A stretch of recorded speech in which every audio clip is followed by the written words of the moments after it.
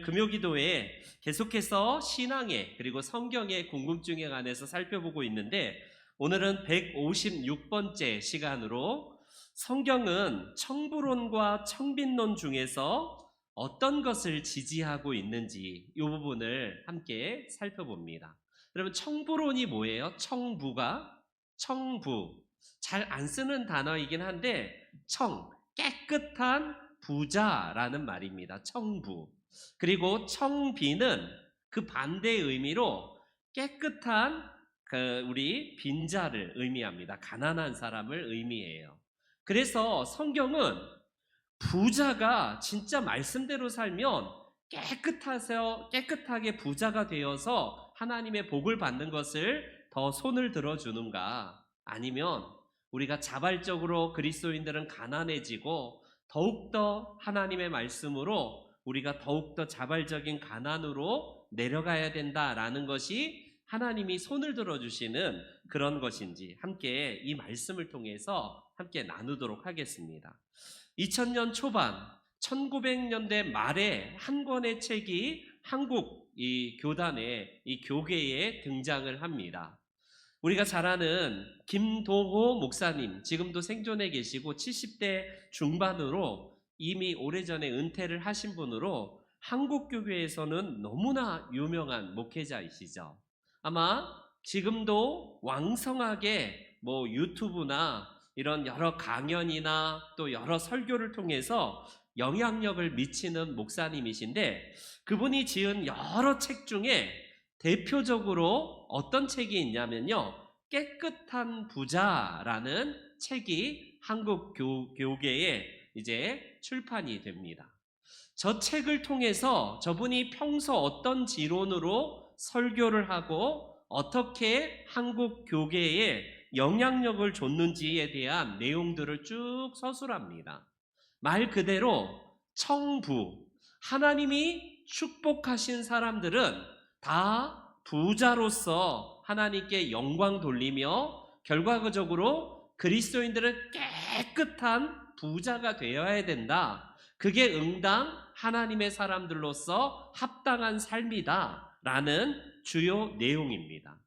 이 책을 통해서 그동안 그냥 무조건 복받아라, 무조건 예수 믿으면 복받는다 라는 그냥 반지성주의적인, 그냥 무턱대고 복받는다라는 기복주의를 잠깐은 우리가 벗겨버리고, 기복주의가 아니라 진정으로 성경을 바탕을 둔 복에 대한 개념, 깨끗한 부자가 어떻게 가능한지에 대한 부분들을 저 김동호 목사님이 필설하고 그리고 설교를 통해서 말씀했기 때문에 굉장히 영향력을 주었던 책과 저분의 사역이었습니다.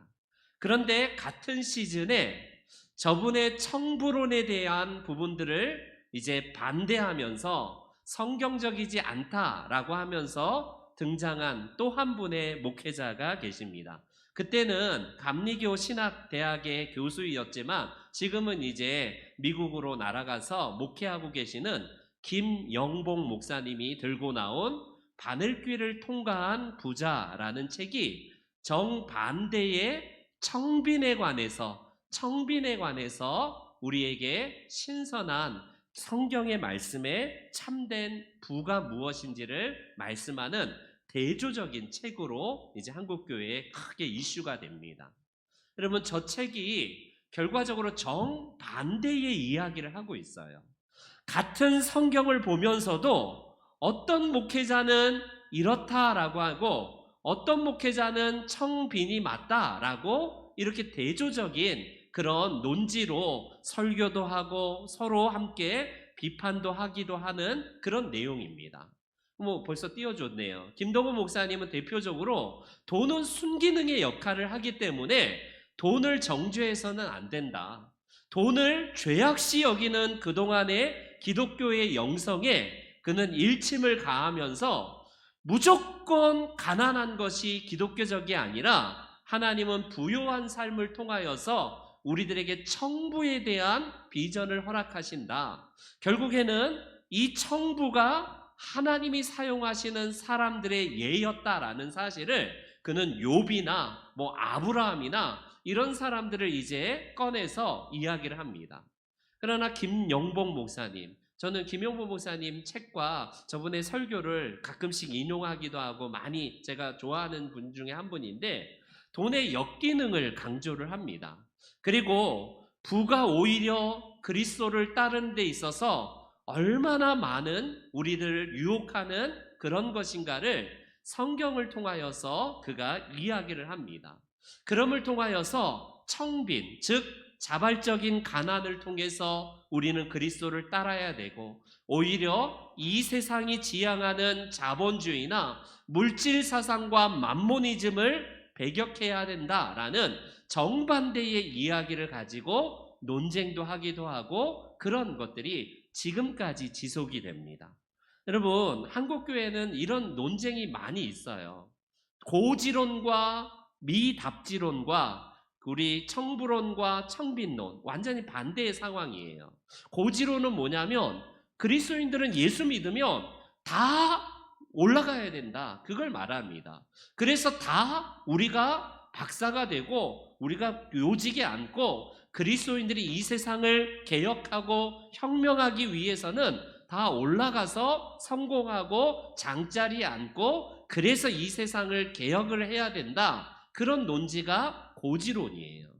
대표적으로 이게 젊은이들에게 아주 열광을 미쳤고요. 대표적으로 우리 전병훈 목사님이나 저런 김동훈 목사님 같은 분들이 고지론자들이거든요. 그래서 다 우리가 예수 믿으면 부자가 되어서 어떤 요직을 차지하고 개혁의 주체가 되어서 영향력을 미쳐야 된다, 이런 생각입니다. 반대로 정반대, 아까 김용복 목사님 같은 경우가 대표적인데, 그리스도인들은 더욱더 낮은 데로 내려가야 된다라는 말입니다.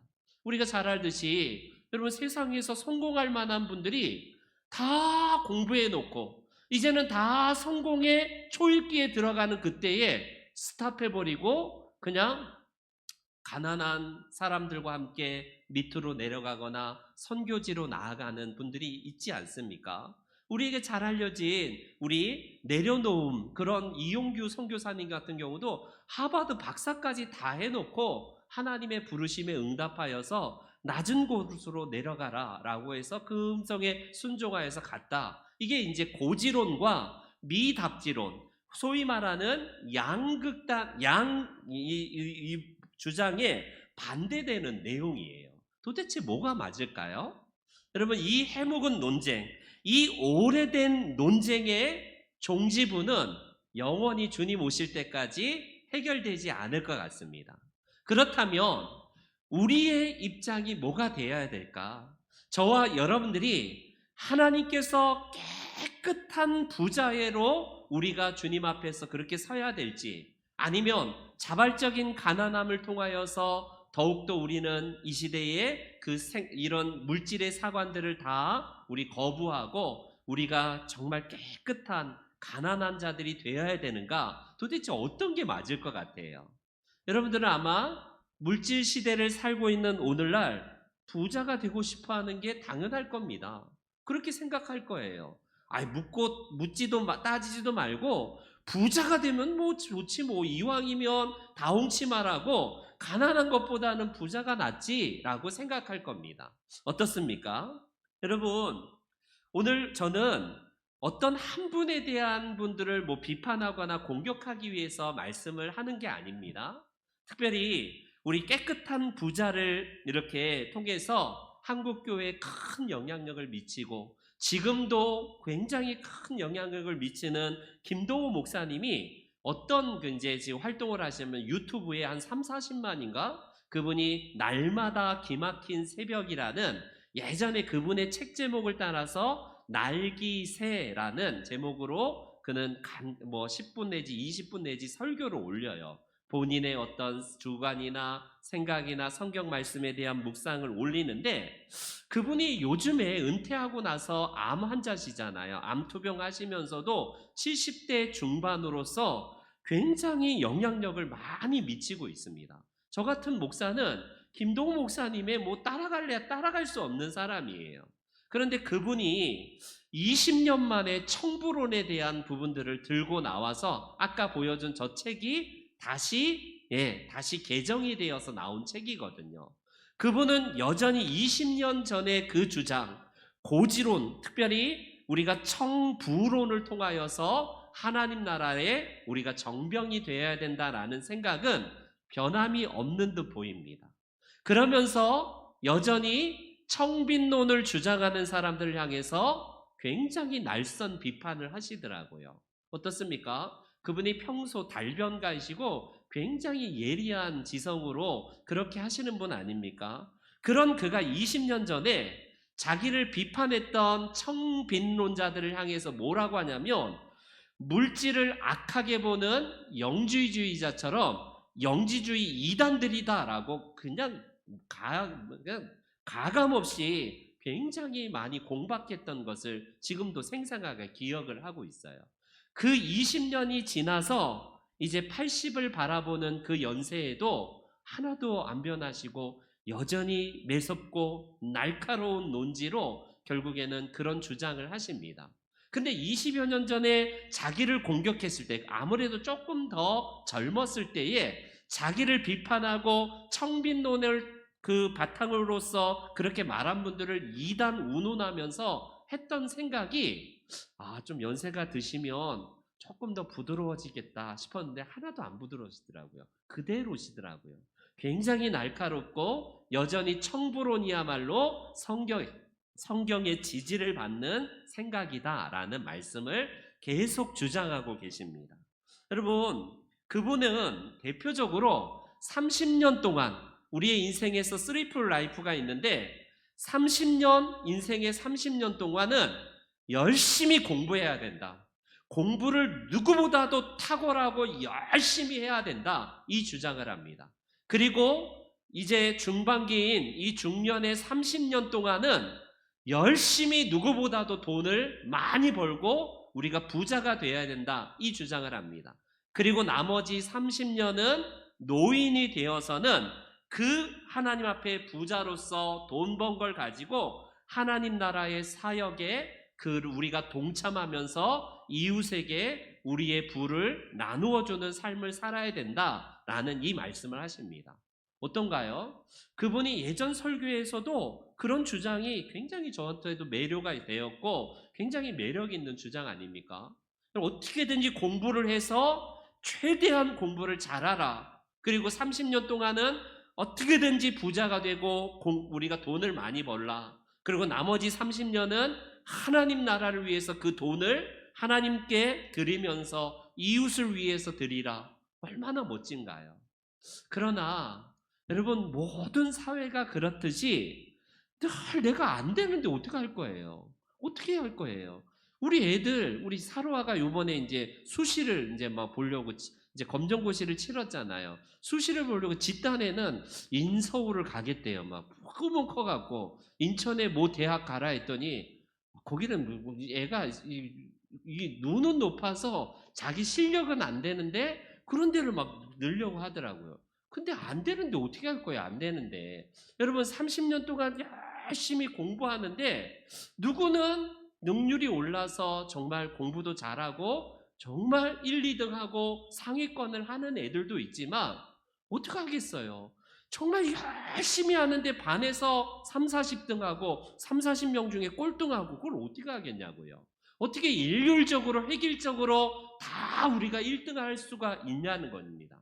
똑같이 물론 성실함의 결과로 하나님은 정말 정직하게 벌고 정말 깨끗하게 일해서 부자가 되는 게 가능할 수도 있지만 이 나라 시스템과 오늘날의 자본주의 시스템과 이 사회의 악의 모순은 우리를 깨끗한 부자로 만들 수 있는 구조인가? 조금은 회의적입니다. 어떻습니까? 저보다는 여러분들이 직장 생활을 하고 직장 속의 그 불의한 모습들을 적당하게 눈 감고 그냥 넘어가야지 내 수중에 돈이 들어오는 시스템이 있지 않나요? 많이 한국이 개선이 되었지만 여전히 불의한 방법을 조금 연줄을 대거나 뭔가 이중자부를 쓰거나 눈을 질끈 감으면 내 속에 내 안에 들어오는 돈이 있는 게 사실인 사회를 살고 있지 않습니까? 그런 사회에서 30년 동안 정직하게 깨끗하게 하면 하나님이 축복해서 부자가 된다. 이게 과연 가능할까? 그렇습니다. 또 나머지 30년은 그 부를 가지고 이웃과 하나님 나라를 위해서 멋지게 쓰여라. 여러분, 그러나 30년 동안, 나머지 30년 동안 늙고 돈도 가진 것 없는 더 많은 우리의 노인분들은 박탈감을 가지고 위화감 때문에 그런 이야기를 들을 때마다 어떤 생각이 나면 왜 나는 하나님이 이렇게 안 주셨을까? 좀 그런 불평도 생길 만하지 않겠습니까? 그런데 그분이 어떤 얘기를 최근에 하냐면 놀랐습니다. 깜짝 놀란 말씀을 하시는데 당신은 여전히 최고급 승용차, 저는 제너시스가 뭔지 모르겠어요. 창세기가 제네시스거든요. 영어의 창세기가 제네시스 차가 어디 차예요? 우리나라 차인가요? 어디요? 현대차예요? 권사님 더 잘하시네. 저는 차가 없으니까 제가 차도 평생 제 손으로 제가 사본 적이 없고 그럴 만한 돈도 없는 목사니까 제너시스를 타고 골프를 치면서 살면서 인생을 마감하고 싶다라는 말씀을 하셔요. 예, 목사님 참고하셔서 좀 올려주실 건 올려주세요. 예, 제너시스와 골프를 치면서 인생을 살고 싶다. 이게 멋진 그리스도인의 삶이다. 그 앞에 장면이 앞에 뒤에 보면 더 뒤로 가시면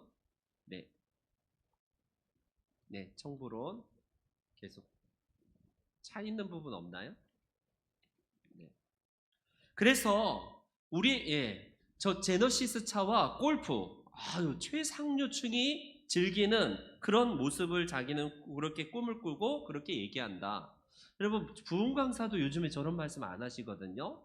예전에 한국 교회가 그토록 막 부자 된다, 복 받는다, 하나님한테 헌금하면 복 받는다 이럴 때에도 이렇게 속물적인 이야기를 하셨던 목사님이 없었던 듯 싶어요. 그리고 한국 교회에 얼마나 몇 퍼센트의 목사님이 과연 제너시스를 타면서 은퇴한 이후에 멋지게 골프를 치면서 인생을 이제 마감할 수 있는 목회자가 몇 퍼센트인지는 잘 모르겠습니다. 일부 대형 교회의 목회자들, 한국 교회 한 0.5%의 목회자들이 저런 삶을 살까요?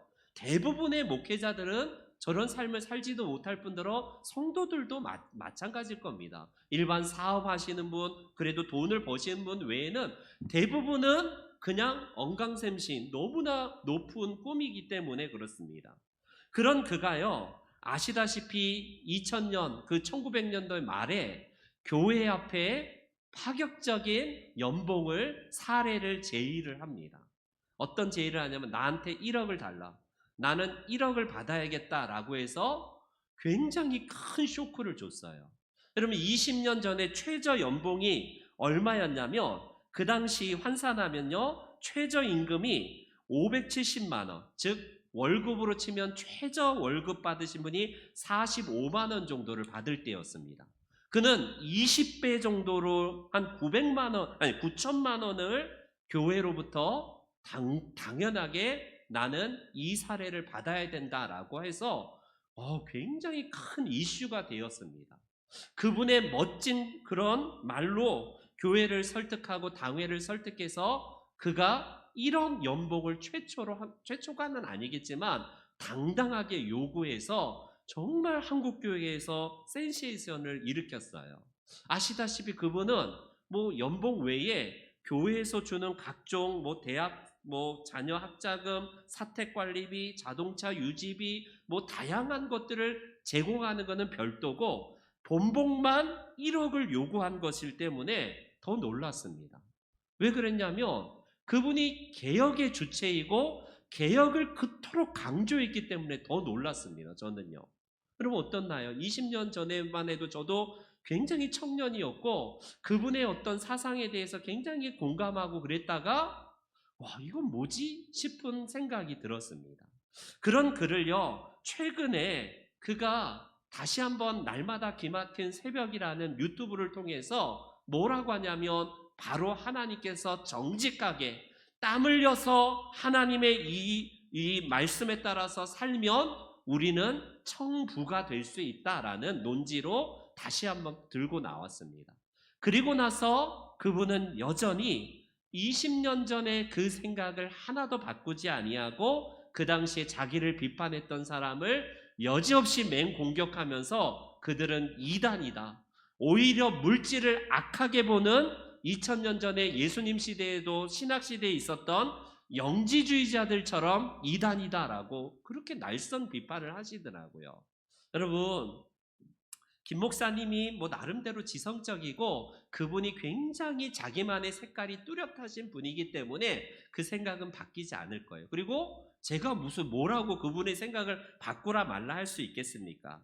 그러나 여러분, 저는 지금 이 시간에 청부론이 맞냐, 청빈론이 맞냐, 그걸 말하는 게 아닙니다. 저의 이제 결론을 말씀을 드릴게요. 성경에서 과연 청부론을 말하고 청빈론을 말하는 게 과연 성경에서 주장하는 바인가를 우리가 먼저 성경에서 봐야 될 것 같아요. 여러분, 성경은 관점이 열심히 땀 흘려서 일하면 부자가 된다, 정직하면 하나님이 반드시 부자를 만든다, 그런 것을 말씀하는 구절이 과연 있을까? 그것만 보면 됩니다. 이 김동훈 목사님을 비롯해서 청부론을 주장하는 분들은 성경의 예를 봐라. 대표적으로 욥을 봐라. 욥은 하나님 앞에 정직하고 그는 정말 깨끗한 사람으로서 동방에서 가장 큰 부자였지 않느냐라고 하면서 그런 예를 들어서 이 욥 같은 사람을 듭니다. 여러분, 그런데 성경에 등장인물이 창세기부터 요한계시록까지 몇 명인 줄 알아요? 몇 명인 줄 압니까? 성경의 등장인물을 어느 분이 찾아봤더니 약 2,000명은 안 되는 한 1,900 몇 명 정도 된대요. 거의 2,000명의 사람이 등장을 하는데 그 중에 욥처럼 정직하고 순결하고 하나님 앞에 바른 삶을 살았더니 다 그런 사람들이 다 부자가 되었다 하면 성경의 원리가 통용이 될 겁니다. 그러나 더 많은 사람이 예수님을 믿고 신앙생활을 하면서도 이 땅에서는 가난하게 살았던 사람들이 대부분이었다는 것을 여러분, 우리는 기억해 하셔야 돼요. 우리는 김동훈 목사님이 욥기를 들면서 욥의 예를 들었던 것들을 우리가 보게 되는데, 여러분, 성경이 욥기가 깨끗하게 정직하게 살면 하나님이 부를 주신다, 그걸 말씀하는 주제가 아니잖아요. 그렇기 때문에 저는 청부론도 성경에서 강조하고 있는 것이 아니다라는 사실을 결론을 낼 수 있습니다. 그렇다면 우리 김영보 목사님 같이 청빈론, 가난한 자가 되고 우리 모두가 부자가 될 필요가 없는 것을 제가 지지할까? 여러분, 성경에서 무조건 가난하라고 한 구절이 있을까요? 우리를 무조건 다 예수님 믿으면 부자 청년이 예수님 따라올 때에 너는 너 있는 것을 다 팔아서 가난한 자에게 주고 나를 따르라는 말씀을 모든 제자들과 모든 사람들에게 다 했을까? 그러지 않아요. 여러분, 그 부자 청년은 어떤 사람입니까? 그 맘모니즘이 예수님을 따르는 것보다 더 큰 우상이 되었기 때문에, 걸림돌이 되었기 때문에 너는 그 재물을 팔아서 이웃에게 주고 나를 따르라는 것이지, 그 모든 것들이 다 가난하게 되고 다 버리고 나를 따르라는 것으로 일괄적으로 말씀하지 않는다는 겁니다. 그런 의미에서 성경은 청부론이냐 청빈론이냐 이걸 관심을 두지 않는다는 것을 꼭 염두에 두십시오. 여러분, 우리에게 있어서 하나님은 분명히 성경에서 부자도 있어요. 아리마대 요셉, 그리고 욥, 우리가 잘 아는 아브라함 같은 경우, 우리가 잘 아는 그 이삭 같은 경우가 큰 부자가 되었다라는 사실, 야곱도 마찬가지 아닙니까? 그러나 더 많은 사람들이 예수님을 믿고 나서 오히려 큰 가난함을 경험하고 오히려 약하고 가난한 것들을 삶을 살았다는 것을 보면 성경의 강조가 예수님 믿으면 무조건 이분법적으로 가난해야 된다, 예수님 믿으면 무조건 부자가 돼야 된다, 이 강조점이 아니라는 사실을 꼭 기억하시기 바랍니다.